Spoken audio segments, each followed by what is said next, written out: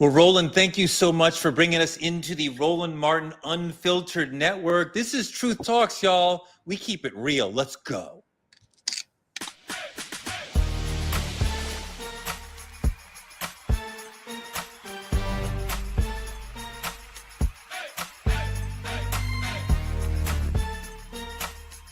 Are y'all ready to roll? Let's go.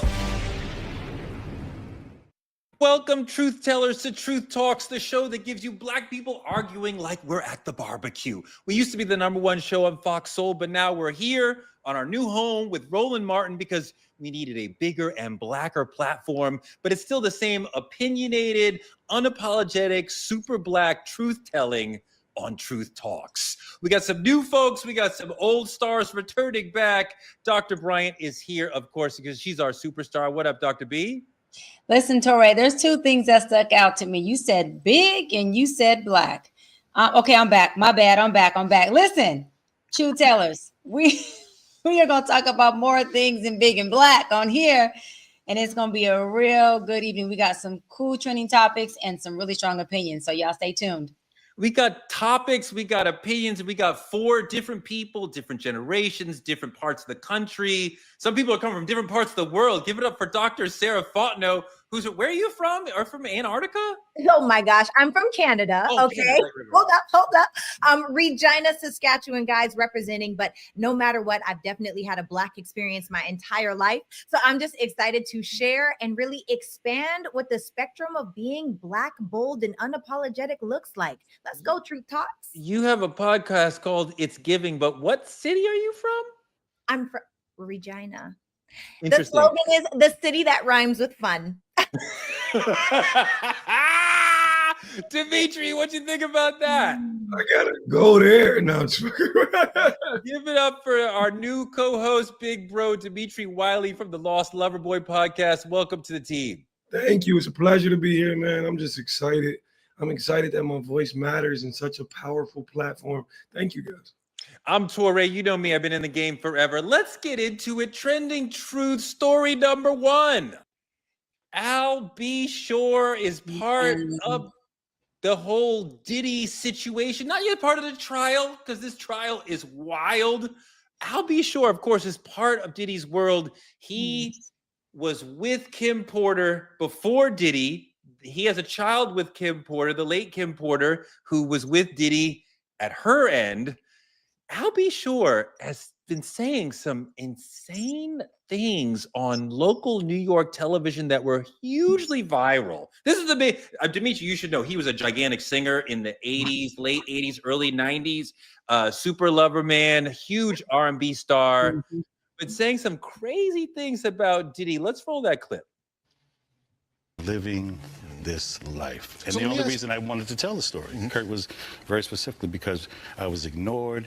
There was the most expensive PR campaign against me to shut me down. If you actually knew what they did to me, there was a bounty on my head. There was a bunch of stuff. So do you think specifically then that Sean Diddy Combs or people affiliated with him did something to you that caused you to have multi-organ failure? I believe this to be the case, yes. So he's saying that Diddy poisoned him. He also says in that interview that he believes that Diddy had a lot to do with Kim Porter's passing. There's also talk about what happened to Heavy D. He also died of pneumonia at a relatively young age. He was also in the Diddy universe close to him. So we keep saying, what is going on? This is a lot of mystery. We have no clarity in this area, but there's a lot of smoke, Dr. B. What is going on here? You know, honestly, it's a lot of smoke, but the fire, which is Diddy, seems to be getting put out. And it seems to be, all of these folks, male and females, who were victim to his power struggle, his entitlement, his, being that he thought he was just untouchable type of thing. And so I think what we're seeing is just, again, what goes on in the dark does come to the light, and we can be in a closet, but at some point we open that thing up to see what we're going to put on, and we are seeing with our own eyes, what Diddy had going on in that thing. And I think it's really sad and unfortunate that you have so many people that have very similar stories and very similar experiences, that took them this long to speak out about, you know, their experiences and about this abuse. And it shows you, and I'll land on this, it shows you the magnitude of the power that Diddy held and still hands. And it took him to be behind bars where these people believe that they're protected from him for them to speak up. I really believe Diddy was— Dimitri, yes to all that, but here's the thing. Al B. Sure's not yet in a court of law.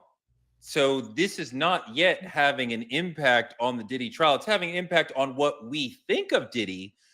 But the government said you were a racketeer. You had a criminal enterprise. Does this Al B. Sure story told from outside the courthouse, does it matter? I think the thing about it is it's outside. Like you said, it could be an entire publicity stunt, because you may not know, but I'm very familiar with Al B. Sure is, but a lot of the generation under me has no idea, right? So this could be a way for Al B. Sure to now bring himself to some sort of relevancy. Because, you know, once in the industry, you kind of, it's hard to seeing yourself move out of the industry. Or Al B. Sure and Diddy could have gone through something, and now he just feels propelled to tell the story. Are you saying you don't believe Al B. Sure? I'm not saying I don't believe Al B. Sure, but what I am saying is pattern tells a story, right? And if Al B. Sure's problem was Heavy D's problem, was Kim Porter's problem, I'm saying it's something to look into.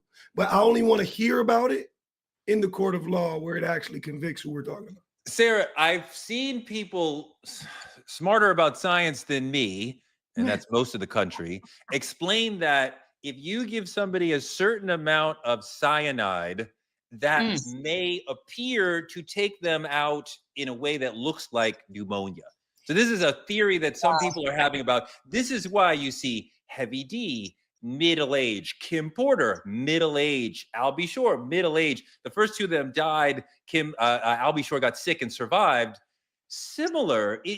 So this is something that people are talking about. What do you think about this whole thing? If it seems like maybe Diddy was poisoning people? It could be that way, and I bet he was doing a lot more than that. And this is sheer speculation, but can I just go off the Richter scale a little bit? Because when I was hearing him talk, my mind went to a very terrible place. Is it okay? Yeah, yes, it's okay. Okay, go good. for it, girl. Go for it. I want to know where you're going before I say okay, but let's hear it. Okay, go so for it, Sarah. This man said what he did to me. Okay, maybe he did poison him, but like, was he a part of the early freak offs? And what I start thinking of is, if you were, I've heard conversations with super successful people that try really weird things, like inserting very large objects into an anus. And if that is the truth, then multiple organ failure can be caused by a bowel perforation, by tissue damage. It can cause infection, all of these different things, and sheer speculation. Okay, I don't know that, man. But what I do know is I have questions. Was it cyanide or was it a freak off? And are you saying you think, Sarah, that Diddy was the one that was engaging in these objects being put in him? Are you saying that it might have happened outside of Diddy? Hold on 1 second, Sarah.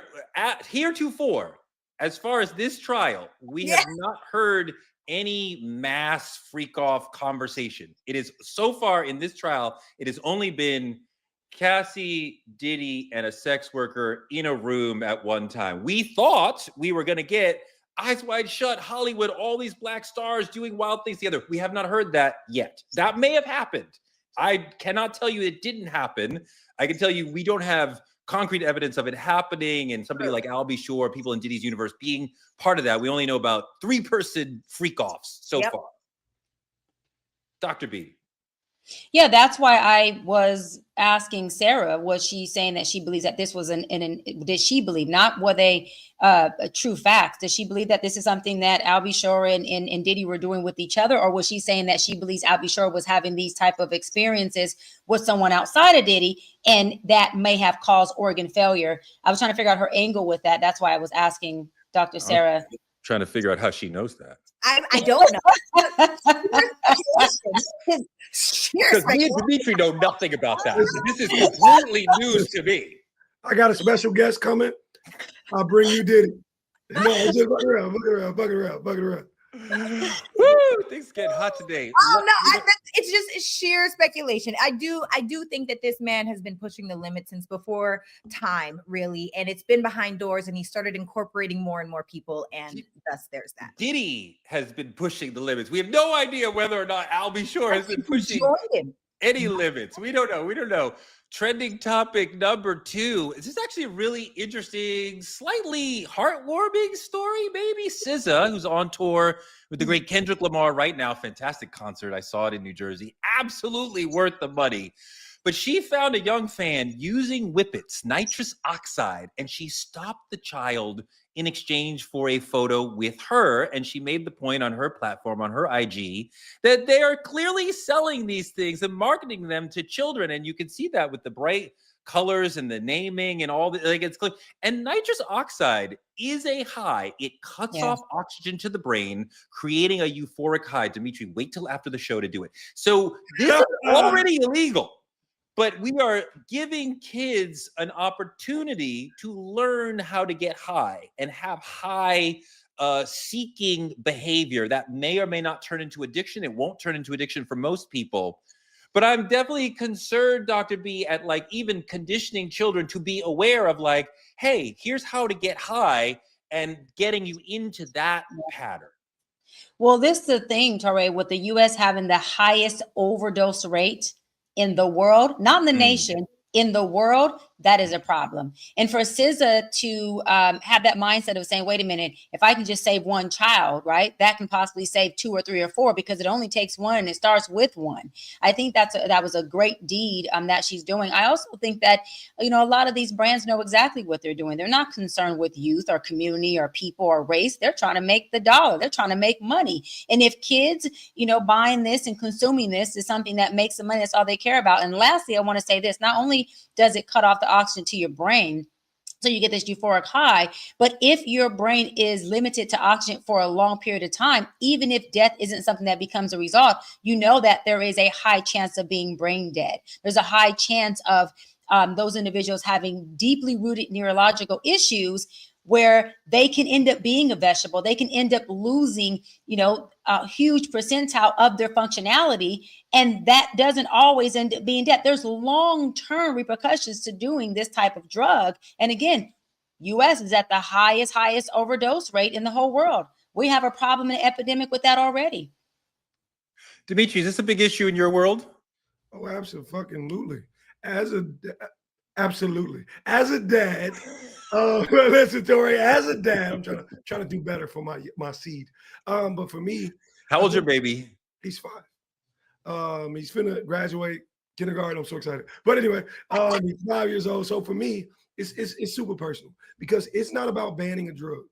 It's about banning the profit of Black pain, in my opinion. In my opinion, this isn't some wash away thing that once it's gone, it's gone. No, this is impact.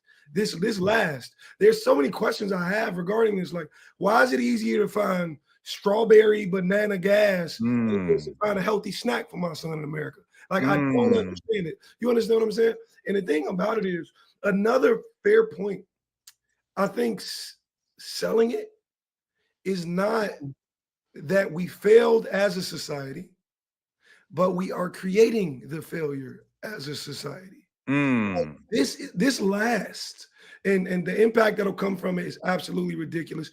Dr. B, she just gave you all of those facts behind it. It's crazy. Dr. B, you ever get high?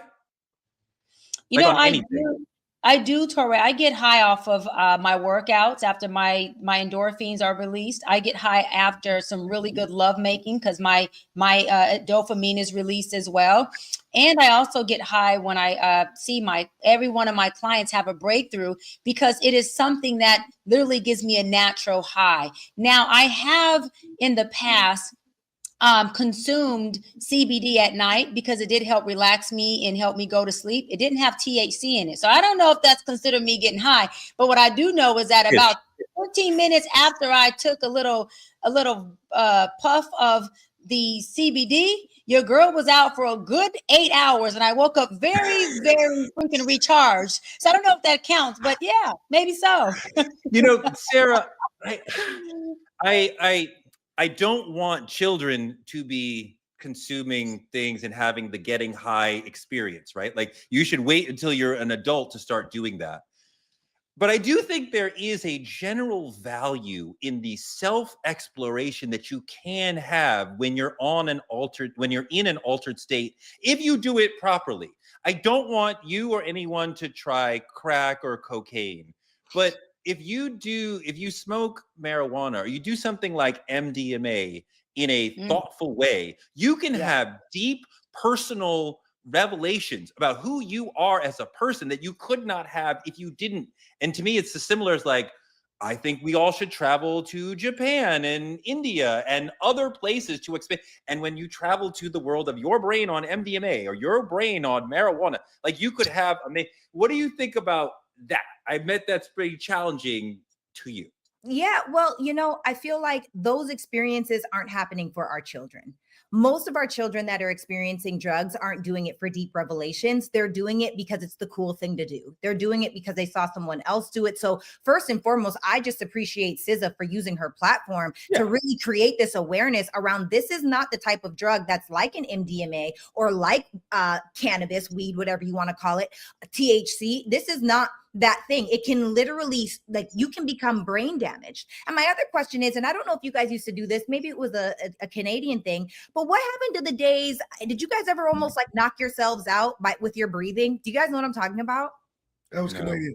Okay. We used to do this thing where we would stand up against the wall and we would bend at our hips and we would take 20 deep breaths and then we would stand up and hold our breath for 10 seconds and then we would breathe really fast and it would be like, Dimitri, that's why Drake is the way he is, because he did shit like that as a kid. Shit like this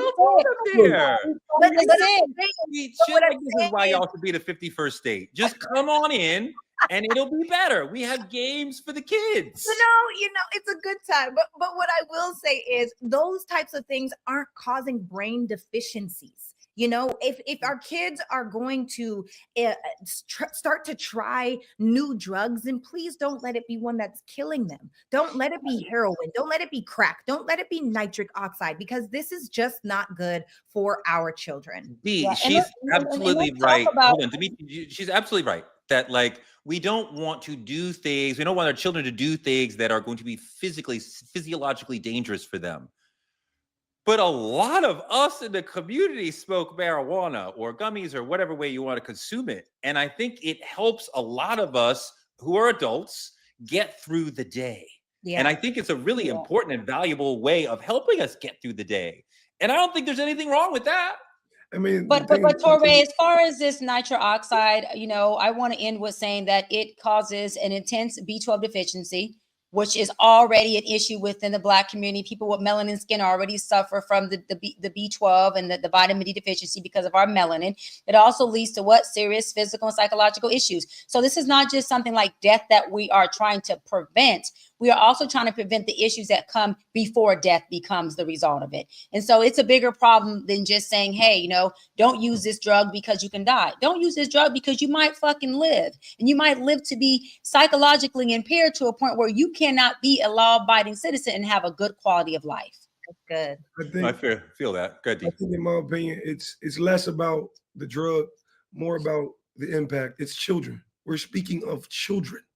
Like, the thing about it is, as anyone may know, there's a gateway drug before there's ever hardcore drugs. Yep.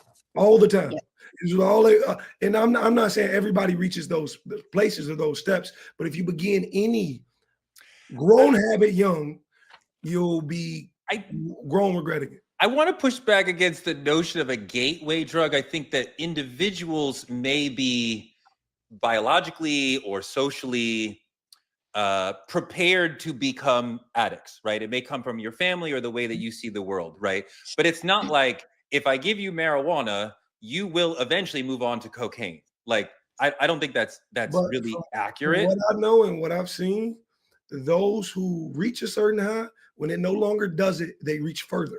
And that's how it goes. And the thing about it is, not only that, it's the idea that when you're breeding it in children, peer pressure is crazy.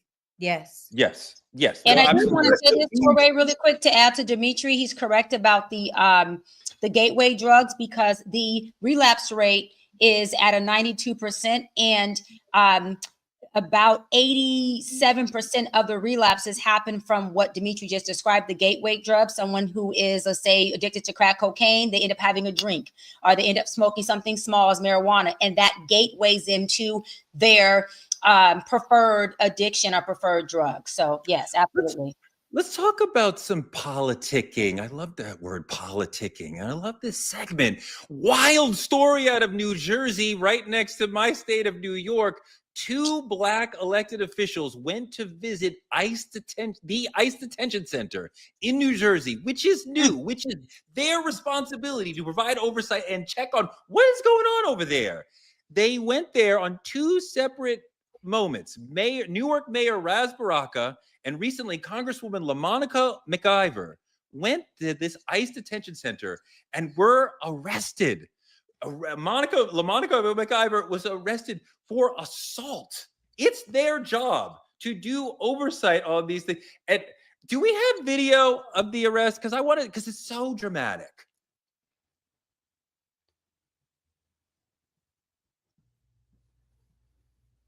Maybe not. So look, we have Trump overstepping his boundaries, right? We have had people arrested at protests in the past. I'm not even sure we can fully put this in that same category as those.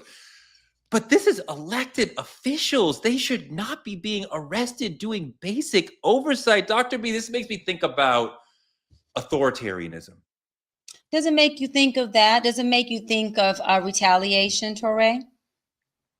Does it make you think of how possibly ICE being aggressive towards this Congress woman is retaliating against the fact that, possibly their oversight is not allowing them to do what their quote unquote job is supposed to be? To me, it looks like something that says, if we can't move in the dictatorship way that we want to move, then guess what? We'll arrest. And guess what? We're pressed. And guess what? We will try fear-based tactics to show you that as you are operating in what we are supposed to have, which is a democracy that is supposed to do a checks and balance amongst people to say, hey, let me check in to make sure that you are balancing your job of overseeing somebody. And the oversight committee is supposed to make sure that who they're overseeing is doing what? Following the rules, the regulations, and the protocols based on the bylaws or the constitutional rights of how they're supposed to do it. That's what democracy is about. You do your job while we protect the people. Dimitri, if it doesn't go the way we want it, we're going to throw in some other shit so that we can shake you up and have you do it the way that we want it to be done. Dictatorship and retaliation. Dimitri, there's a white judge in Wisconsin who was arrested for supposedly helping an immigrant escape, whatever. It's not just us, but in a world where they are attacking DEI, attacking Black history, attacking Black people in so many ways, to see Black elected officials arrested in this way, this is very frightening. It feels like an attack on all of us. Oh, for sure. And I think the thing about it is a very, very powerful when I sit here and register in my brain. You guys just put it there. But when the justice system starts arresting the people in charge of protecting it, it's doing exactly what it was built to do. And I don't want that to go over too many people's head. The idea, America has always feared Black power more than they have Black crime. That's why they're say that bar again. If you're gonna make me say it, I'm gonna have to say it. My grandma watch. You know what I'm saying? But no, in all actuality, I'm gonna say it again. America has always feared Black power more than it has Black crime. That's why they take our leaders. The thing about it is you cut a snake off at its head in order to kill it. Its head, meaning they know exactly how to keep the control. This place we're living in is at a terrible state, That was really brilliant. I think that part of what we're seeing here, that cruelty is the point. The speed is the point. The right loves to remind us Obama deported more people than Trump is on track to deport. But Trump keeps giving us videos of it. He gave us an ASMR video of it. He gave us Kristi Noem standing in front of CCOT in El Salvador. They want us to see these videos. They want us to know, like, we are coming after you. Like, it's frightening and disgusting, and they are trying to deport as many people as fast as possible. So we don't care about due process, but also as cruelly as with as much show as possible, so that everybody. I think there's an attempt to create fear in like everybody in the country. What do you think, Sarah? I agree with you 1000%. You actually took the words right out of my mouth. This is a power play. One of the easiest ways to get power is to create fear. And as long as the DOJ is in Trump's pocket, as long as we are literally stuck in this space where blacks and coloreds and blacks and browns are going to be arrested for heinous charges like assault when they were literally doing their job, we will always be moving backwards. And so I think that it's really important for us to be aware of the power that's moving right now. Like Dimitri said, you've got to cut it off at its head. But how do you cut it off at its head when the three different things that are supposed to keep each other safe by challenging one another are all working together, doing whatever Trump says he wants them to do? Hey, we don't say colored anymore, Sarah. That was... I was like, hold on, sis. Hold on. Dimitri, going back to the note about black power is actually more frightening than black criminality. Ross Baraka is running for governor of New Jersey. Yeah. And you wonder if folks said like, hey, let's hem him up for a minute. He gets out of jail right away, right? He's the mayor. But they're like, this could make him look bad as he tries to rise up in power. Yep. And it's a tactic, it's strategic, very, very concise. And I think the thing about it is what I fear in any enemy of mine more than anything else, more than brute force, more than power, more than strength, is intelligence. When you can do something strategically to create a narrative that'll change the shape of how everything goes. I think the idea of it is you can't, for me personally, you cannot assault a system that was designed to assault first. It's not assault. And they can label it as whatever they want, but that's not how I see it. This leads into the main topic that I want to get into, because they were there to look at ICE. We should look at ICE and try to understand the way that ICE is being used as Gestapo stormtroopers for Trump who operate outside of the law, aren't constrained by due process, aren't even constrained by needing a warrant to arrest you, aren't even necessarily telling you who they are when they arrest you. So we're creating this almost sort of Nazi stormtrooper who is able to arrest anybody. And at first we were told it would just be the hardcore criminals, but it quickly moved on to people who are not criminals, people who just are on old visas or were here, but their status isn't perfect, but like they're not criminals. And then we're moving on to activists who support Palestine, which is a whole other thing. But some of these arrests are so showy and frightening and disgusting and even hard to watch. Like, let me show you one. Stop, ma'am. Stop. Stop. Definitely a chaotic scene on Eureka Street Thursday as Worcester police and ICE agents detained a mother and her 16-year-old daughter. That girl's face slammed into the ground as she was taken into custody. They have not been identified. Worcester police said officers were dispatched to the area for a report of a federal agent surrounded by about 24 people. When police arrived, they say the teen daughter was holding a newborn baby in her arms and standing in front of the ICE vehicle that was trying to leave with their mother inside. Officers told her she was endangering the baby, so she handed the newborn to a relative, but police allege as the ICE vehicle drove away, she ran after it and kicked the side of it. She was arrested and charged with reckless endangerment of a child, disturbing the peace, disorderly conduct, and resisting arrest.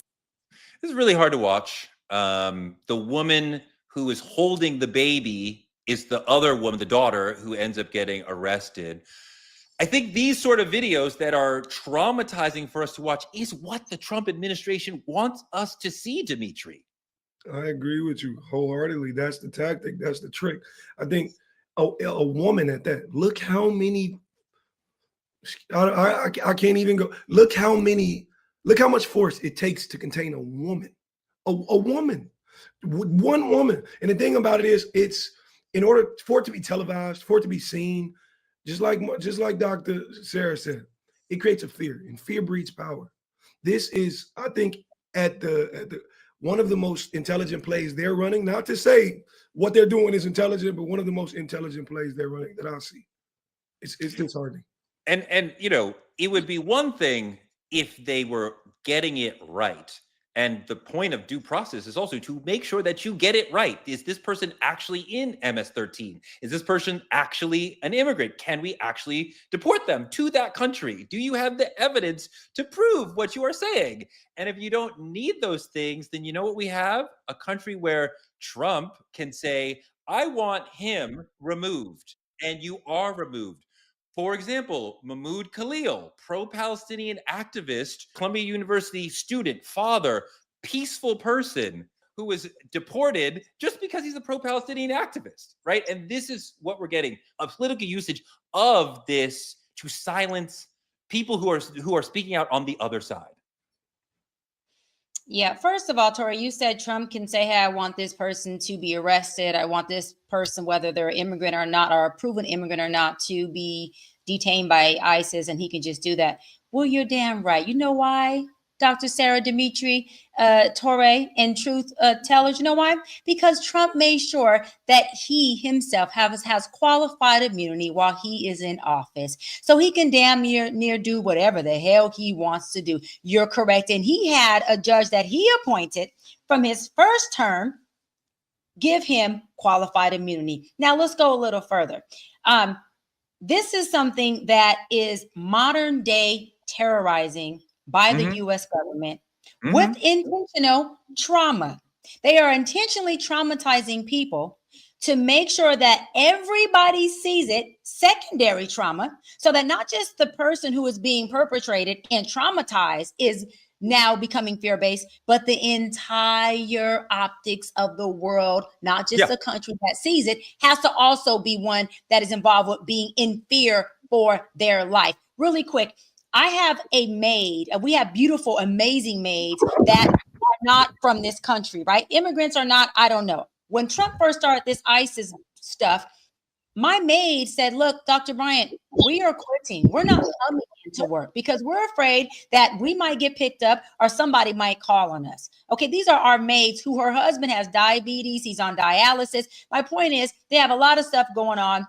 And she just now started coming back to work. But ISIS created such a fear factor in people that folks weren't even showing up. They were hiding. Families were being ripped apart. And again, that causes 2 layers of trauma that is happening from our government that is supposed to be based on our democracy that is operating more as a dictatorship.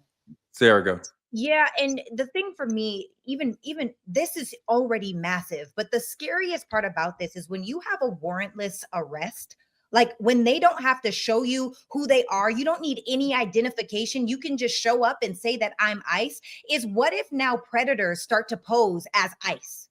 And what if these people that are being literally captured like they're criminals or they're animals? What happens if now these predators are taking and these people are like, oh, okay, anything you want, and now rape, now serial killers, now abusers, or whatever it could be, because there's no rules, regulations. It's just chaos. And the fact that these people feel so much power, because the one thing that really stood out for me in this video that really just pissed me off, I don't even cuss, y'all, but this really just pissed me off, is seeing that large white man pushed a woman away with full force, turn away, and then he saw someone else coming and then aggressively went to grab her to hold her back.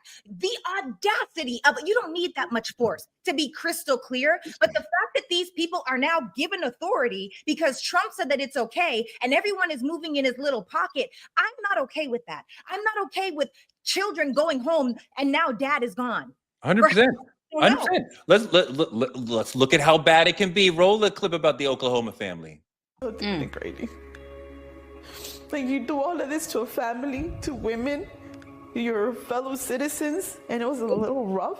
You have literally traumatized me and my daughters for life. This family has virtually nothing. And I said, when are we gonna get our stuff back? He was like, it could be days or it can be months. Nothing but questions. What if I would have been armed? What if you're breaking in What am I supposed to think? My initial thought is we were being robbed. My daughter's being female daughter's being kidnapped. Nothing but likely lifelong trauma. We have guns pointed at our faces. Can you just reprogram yourself and see us as humans, as women, a little bit of mercy, and care a little bit about your fellow human mate, about your fellow citizen, like fellow resident. We bleed too. We bleed just like anybody else bleeds. We were scared. You could see in our faces that we were terrified. Dimitri, this is a mistaken ID. They were not actually supposed to be having ICE attention that day. They had done nothing wrong. And ICE is bursting in warrantless arrests by faceless cops.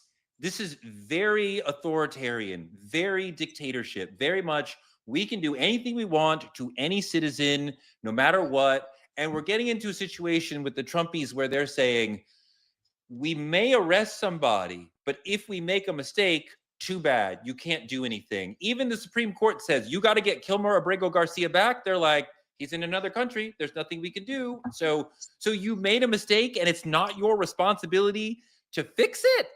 And Dimitri, I think about also like her husband on the East Coast, right? He's not there. Imagine if that's your girl and this is her story. That's all that ran through my brain, honestly. As a man, I don't think what a lot of people realize, and this is in a relationship sense, once a sense of security leaves to any degree, whether you're around or not, it's gone for good. There's the trauma she now has to live through, even when her man is present, is now something you've caused in their relationship.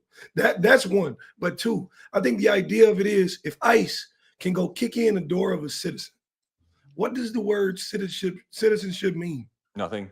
It has no meaning at all. Has my time come? It has no fucking meaning at all. And I truly feel like her having to move forward from this, the traumatic experience that's the child has to endure going forward, growing up. I think this is absolutely crazy. All for you to take no accountability of what's been done. No repercussions, no nothing. Wipe your hands clean and not even return what's owed to them. Is Dr. B. Hey, look, this takes me to March 13, 2020. You know what I'm talking about, Torre. Say her name. Breonna Taylor. Breonna Taylor. Let me tell you why. Because this woman in this video said, suspect doesn't live here. Breonna Taylor's ex-boyfriend didn't live there and was not there. And this is where the Breonna Taylor Act came into play, which means what? Police have to notify you of who they are and why they're there before they can enter and use that warrant. But guess what? That act, that is actually a policy, is not being used still to this day. That act that which is a policy isn't even being used when it comes to our citizens. So therefore, we got policies and legislation again that our government, our president is not respecting, that we as citizens are expected to respect. So what I'm saying is, the lady said it. She said, we bleed too. And when she said that, everything in me got so emotional, because what she's describing is human rights. She's saying we're humans at the end of the day. We bleed too. Even if we are immigrants, cool. Go to the protocol, still respect us as humans, and maybe put us where you want us. But you don't have to terrorize us. You don't have to take our humanity and our dignity from us, from a place that we can never come back from it. And all I seen in this, y'all, was March 13th, 2020, my sis Breonna Taylor, who lost her life for a man who wasn't even in her home, from officers who came in there. And the only justice that was served, that wasn't even justice, was her boyfriend, who fired off a warning shot, got some millions that could never replace that woman's life. Sarah, totally unacceptable. Oh man, it really, this is heartbreaking because I do know families that have experienced this. You know, I was living in Los Angeles and I had friends that experienced losing family members. And it is so hurtful to literally stand there and watch your family member get dragged away. Right. And so it's crazy because ICE was created in 2003 and their annual budget is $8 million. Billion, billion. Is their annual budget. They have over 20,000 law enforcement with personnel, and they have over 400 offices. And so for me, the difference that I'm really experiencing is why was it that Obama was able to deport people so much more at this rate without this fear-induced craziness and chaos? But you know what? This is what I start to think about, because you guys know my brain works in a very strange way. I start to think, yes, definitely. I start to think that what if Trump is showing these detentions of cruelty, is treating these people like criminals, is televising it in this way to, in a weird way, somehow inspire people, quote unquote, to self-deport. Well, that's I mean, that's our other big question of the day. And I'm glad you brought that up, that ICE has a new program that is encouraging people to self-report, and they get $1,000 and travel assistance, whatever that means, to go back to the country that they came from. Many people who live here as long-term undocumented immigrants have never lived in another country, or they were far too young, or they have really no connection to that country because they've been here for 5 or 10 or 20 years. Kilmar Abrego Garcia was here for many years. He's from here from 16 to, I believe, 28, 29 years old. So, I mean, there's no connection to El Salvador for him, for these people. So the notion, I mean, I struggle even, Dimitri, with like, should a government be asking people and creating conditions where people may want to self-deport? So if we give you a little carrot and we also give you this stick in another way, then you'll want to self-deport and we won't have to do our job. I'm like, if you can find these people and deport them legally, then you do that. But don't tell me you're doing it by making it like, well, if you self-deport, then you won't have to go through these horrific scenes. That's what it feels like they're doing. And that's exactly what they're doing. And the thing about it is, it speaks to how intelligent the government believes these people to be. ICE believes these people to be. The idea that if I breadcrumb, you give you just a little bit better than what you're known to, $1,000. That's not even a weekly salary in the United States. $1,000 for most. $1,000. The thing about it is, I recently came back from Canada. I went over to Canada to see how they're living on that. Are you okay? And I'm safe. I'm safe. Okay. It was actually a very beautiful place. And you know, and I'm not gonna say to my shock because I've known nothing about it, but it goes to show, and it showed me for sure that stepping outside of what you're used to, even if what you were used to was a good thing, and seeing something else can make you attracted to it. So imagine if I came from nothing and I went to somewhere better. These people, I'm not turning myself in for $1,000. I'll tell you that. You know, even Canadians, you bring up going to Canada, even Canadians have been treated this way. And historically, we actually liked Canadians. We as Americans, we know nothing about Canada, but we like Canada. Canada is fine, right? We don't mind them. But even Canadians are being, show them the Canadian clip.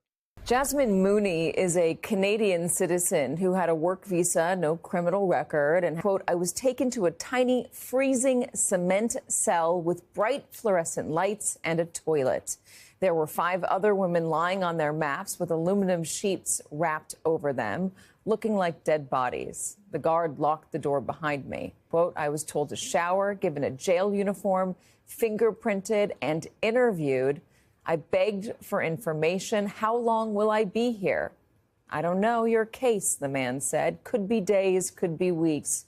But I'm telling you right now, you need to mentally prepare yourself for months. I want to hear all of you talk about Sarah first. What would you do if you were her? You don't have a phone call. You're stuck in the pokey. You can't get out. Yeah. Maybe weeks, maybe days, maybe months. The guy's telling you prepare mentally for months. What would you do?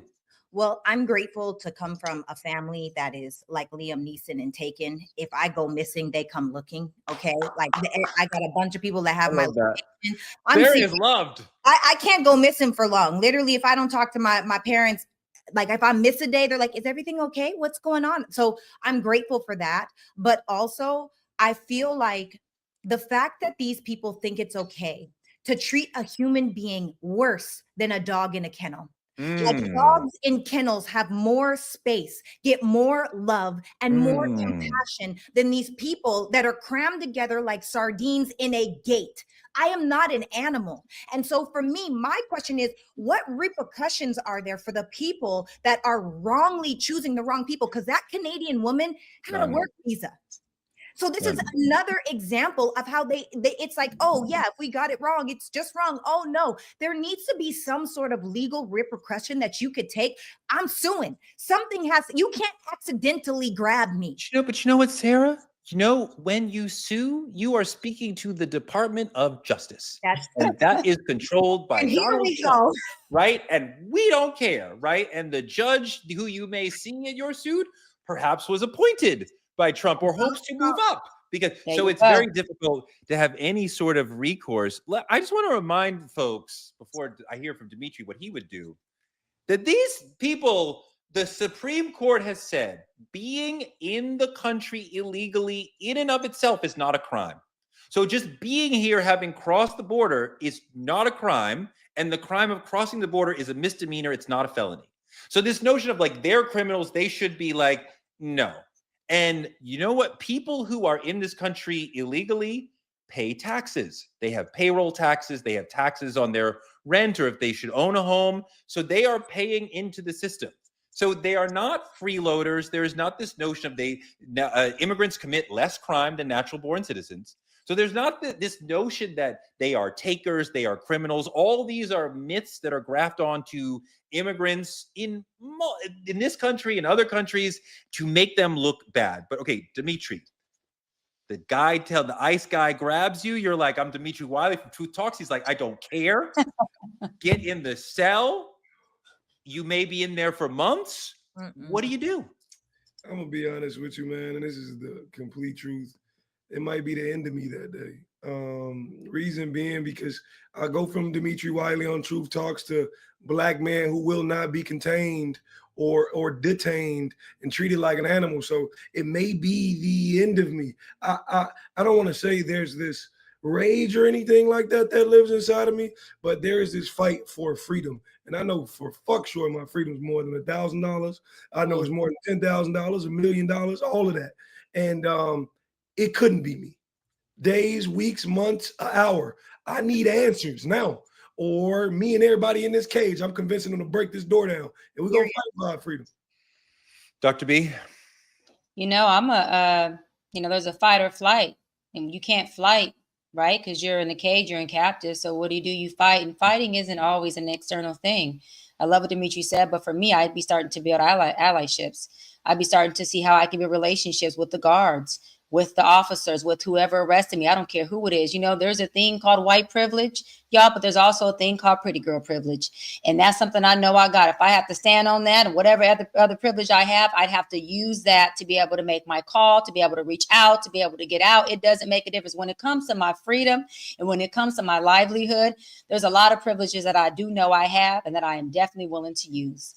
Well, you definitely have pretty girl privilege, that's for sure. But the White House has been using photographs, let's see that video, of immigrants that they have arrested, not convicted, but arrested, and put these outside the White House. These people have not been convicted, but this prejudices and this affects their lives. Because people could walk by this, see this video and go, oh, there's that guy. And you think of him as a criminal. You're not supposed to think of people as criminals until they've been convicted, not just for an arrest. There is a due process conversation in this country where we adjudicate whether or not you're a criminal, not just because somebody said arrest you. But my God, this is horrific. Yeah. I thought that was, I had to look real good.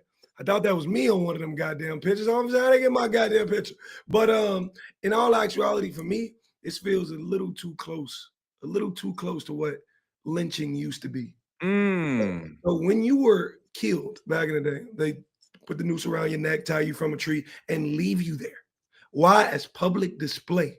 And this is exactly what this feels like to me. It feels as if we have power over these people, and we're going to show you each and every one of them. Because my thing about it is this. Trump, for example. We have all these convicted people, not even convicted, I'm sorry, arrested people we showing on his lawn. But the person in charge who probably ordered all of this shit to happen is a convict. So for me, none of it makes sense. It is, again, where is America going? What are we doing? How are we regressing so obviously? It's insane. You know, this is a really personal issue for a lot of people. I'm sure there's some folks in our audience who may have been detained by ICE or know somebody, a family member, what have you. We would love to hear from you. We would love to hear your story and understand on a first person level what you're going through and what happened in that situation, because these are really frightening. And when these arrests happen because of political reasons, you are a supporter of Palestine. That's what it is right now. It could next be you're a supporter of trans people, and then it could be you're a supporter of the Democratic Party. And when we're having people arrested, detained, deported over their political ideas, this is not America. Right. Go At ahead, all. Sarah. Well, it just makes me think, like, if this is what they're showing so blatantly in our face and so publicly at the White House, imagine what they're doing in dark cells. Imagine what they're doing on these unmarked locations where they're bringing these people and we don't even know when they disappear. Imagine how much power and authority those people that are detaining them feel like they have, just like the officers we saw in the prior video that are aggressively and strongly forcing a woman to the ground, or strongly and aggressively putting someone's arms behind their back. Like, just imagine, because if they'll, whatever they show you in your face, please believe it's 10 times worse behind closed doors. So I even, Dr. B, you said about pretty privilege. This is the thing. If someone thinks you're an animal, it doesn't matter how beautiful you are. And that's why this is so unfair, because it is inhumane. They're not treating us like the beautiful women or handsome men or incredible people like we are. They are treating us like animals, which is so ironic because our President Trump has 34 counts of felonies. How is it that this man is able to say, oh, you need to leave because you were a rapist and you were a killer and you were this? You're pulling people holding newborns from their homes with families. And the thing is that Dimitri, some people in America like this. Some people in America voted for this. They want to see the cruelty. Trump has very effectively weaponized this vision of us and them. Yes. And the them must be dealt with violently. Yeah, but this is a lot of people's way, for the ones who voted him in office, of quote unquote making America great again. This is what they meant by making America great again. And to answer Sarah's question, I just said it. Our president has given himself, through his strategic plans, qualified immunity. So technically, this man could do anything, even as far as put a hit out on somebody while he's in office, and he will not be prosecuted for it. That's what qualified immunity is. It is dangerous for him to have that. A person in power should not have that type of immunity. He also is going as far as making sure that law enforcement has qualified immunity. You know what that means, Dimitri? They can pull you over, beat your ass, and shoot you if they feel like it. And guess what? They are protected from being prosecuted. They still get their pension. They still have their job. And guess what? We have to plan your funeral and we have to mourn you. It is a dangerous thing when we have a dangerous man who is a clown in a circus and he has qualified immunity to protect himself from whatever decision he decides to make. I mean, you know, I don't know that we should look at 2028 as the end of Trump. I think we should be prepared that he will do something that will lead to more years of Trump. And then in 2029, he will continue to be president. He may cancel the election altogether. He may threaten the states that might want to vote against him. I don't think we're going to see some like repeal of the 22nd where it's Obama versus Trump. Who gets the third term? It'll be Trump just destroying our democracy the same way we're seeing in these sort of ICE stories. Yeah, because Torre, he said that once you vote me in for president, what did he say? You would never have to vote again. Yep. The man tells us his plans that he has continuously carried out. And Sarah, you made the point before about like, well, what happens in the shadows is perhaps even worse.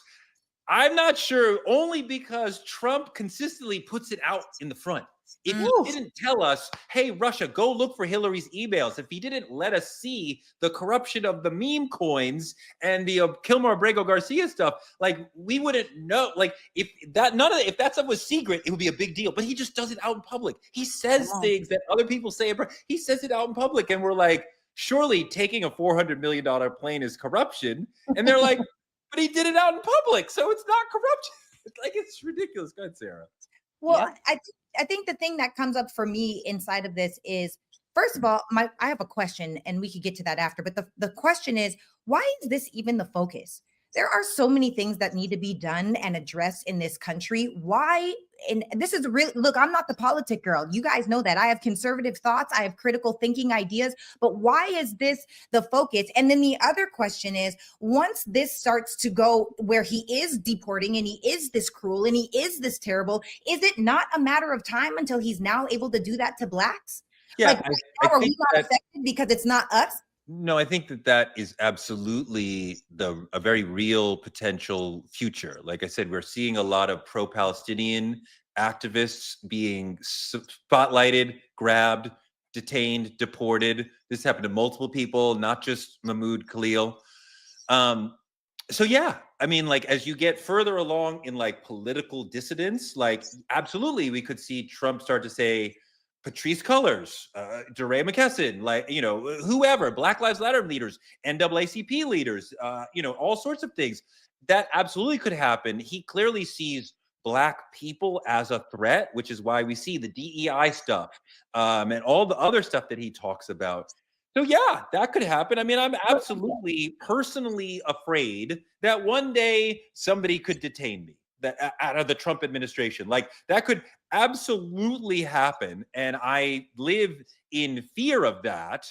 And Dimitri, I don't know if you feel afraid of that, but just us being in public, speaking and being critical of the Trump administration. I do a TikTok, bunch of 100,000 people see it, criticizing Trump. Who knows that he's not going to say, shut him up. Make him be quiet. And I think the thing about it is, even further back to Dr. Bryant and what she mentioned, they talking about the thing about it is we all vote. We all. Let me stop.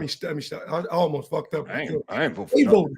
They voted this man in, right? And they knew exactly what they were doing when they did it. He told you everything he was going to do with the slogan, make America great again. You tell me when the fuck America was great. When was it ever good to us? Somebody please tell me, because he wasn't referring to 2004. You can go to any point in history. The U.S. government has never been good to us. It didn't exist. But now we're regressing because this man is in office. We're going back to what slavery used to look like. And it's in bits and it's in pieces. In bits and pieces. Only because he's alive. He was smart enough to say, listen, guys, they're at the KKK meeting. Listen, guys, I know how we can get it back out there. We just got to do it a step at a time. And that's exactly what the fuck he's been doing. So this, I honestly seen a lot of this coming. It's terrifying. But now the question becomes, are we ready to handle it? No, it's super terrifying. Ray, how he gaslight Black people really quick. He said birth citizenship, meaning if you were born here, you get the citizenship, right? He said birth citizenship was created for Black slaves, not for anybody else but the Black slaves that were brought over here. So what he try to feed us and sell to us as Black people is, look, I'm doing this for you. I'm getting these people out of here because you're the only ones that deserve citizenship. That is our way of giving you back your giving you back your equity that we took away from you. This is how we do it. And then he went on to say that, also, Black folks, you don't want these immigrants in this country. You know why? Because they're taking your jobs. They're taking the job. First of all, when I sat and asked about hundreds of employees that are mine and constituencies that are Black, would you take any of these jobs? I'm going to speak it how I said it, that because I'm Mexican and Black, I can say this, that our Mexican brothers and sisters have the gardening, the electrician. You know what they said? Hell no. They said, hell no. Will you go crop? So what I'm looking at it is Trump, and I'll wrap on this, is trying to get in his vision, get these immigrants out of here so that he can make all those black jobs. But watch this. Those black jobs he keeps calling black jobs were the exact same jobs we had in slavery. So you want to talk about modern day slavery? You want to talk about him creating a pathway to make America great again when America was great for one race of people, when we, the black people, were picking cotton, cropping, harvesting, and doing all the other things that our Latin, Mexican, brown brothers and sisters are doing today. So that is his way of making America great again, putting us back in slavery. But guess what? I know for sure we're not going for that. You're absolutely right that it's about making America great again for white people and restoring white people to the sense of dominance that they have expected to have throughout their lives. It feels like, and to what you're saying, when he talks about black jobs, he's talking about working class jobs, menial labor, right? Things that most people don't want to do. When you are removing black people from the middle class by eliminating DEI and affirmative action, you are trying to push us down into working class jobs and a working class existence. There's absolutely nothing wrong with being working class. I'm talking about Trump trying to push the masses of us down into that. We need to expand our middle class so we can have a fruitful economy. If you siphon out the middle class and push us down to the working class, then that is bad for the entire black community. And this is basically what the Trumps are trying to do. And I can't even imagine what would happen if like a George Floyd happened and we were out in the streets in a BLM sort of way at 2020 again, and Trump started doing these sorts of things, right? I mean, like it would be incredibly chilling in that people would not want to talk because I might get arrested. Go ahead, Sarah. I mean, I agree with you. I think everything that you're saying is the truth. I feel like this is a way to build it all up for Black people. And the question is that really the actual war? By taking out the strongest thing that's here?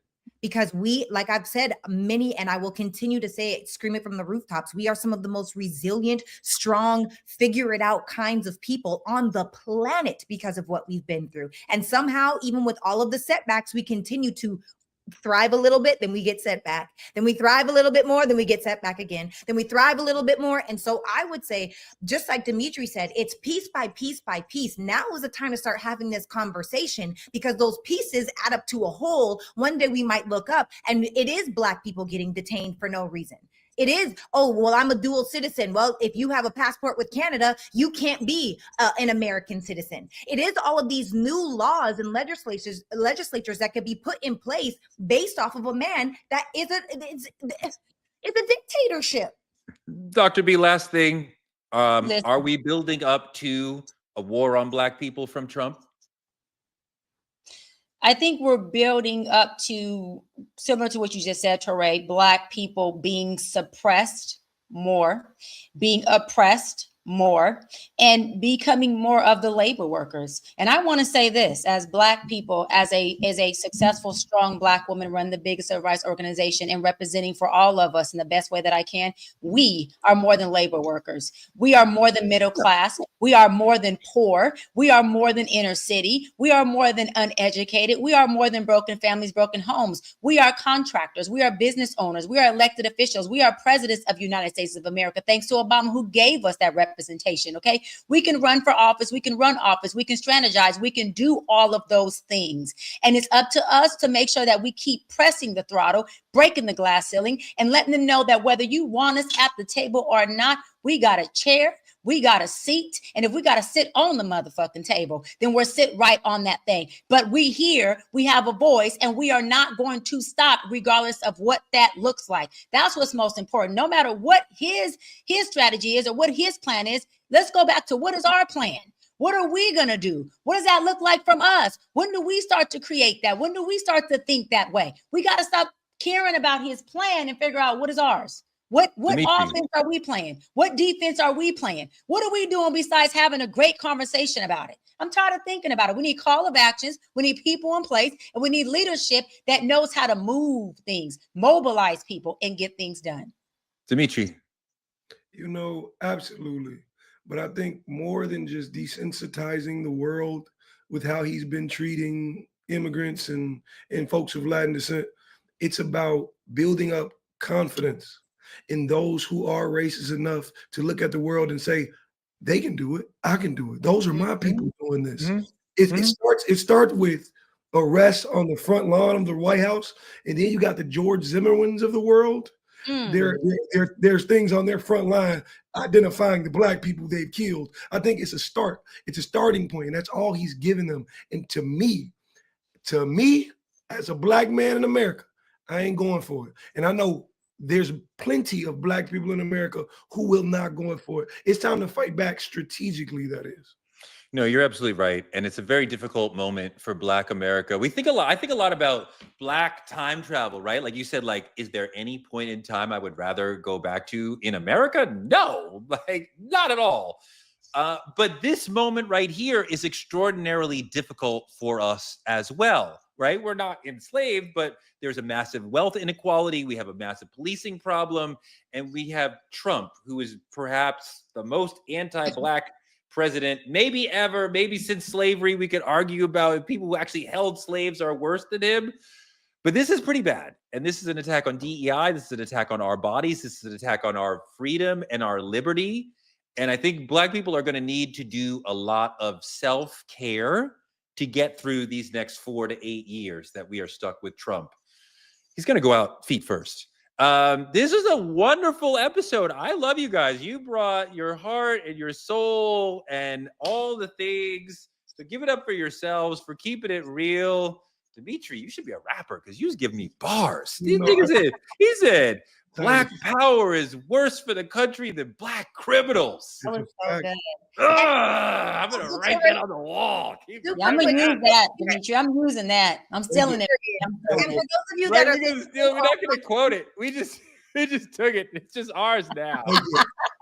All right, y'all. For those of you that are listening or watching, let us know in the comments below if you know someone that has been detained or if you have been detained. We want to hear your story. We want to know what's happening out there. So if this is you or someone you know, please comment below. Your story matters. You matter. And we're going to continue to have these kinds of conversations because this is what shifts the trajectory of our future. Back to you, Foray. Amen. Sarah, Dr. Bryant, Dimitri, fantastic show. These guys are going to be with us all season long. Truth Talks, keeping it real. We're going to have amazing guest stars, also D.L. Hughley, Ebony K. Williams, Mark Lamont Hill, all sorts of fabulous, brilliant Black minds coming in. But I love chopping it up with these three right here because this is beautiful. This is beautiful Black brilliance. Thank you so much. Like, comment, subscribe on our YouTube at Truth Talks-Live. You can always watch us here in the Black Star Network, Roland Martin Unfiltered, or on YouTube at Truth Talks-Live. Support Black media. The links are all over the screen. Support us. Dimitri, Dr. B, Sarah, thank you so much. We're going to be here for you every night at 8 p.m. Come hang out with us. Have a drink with us.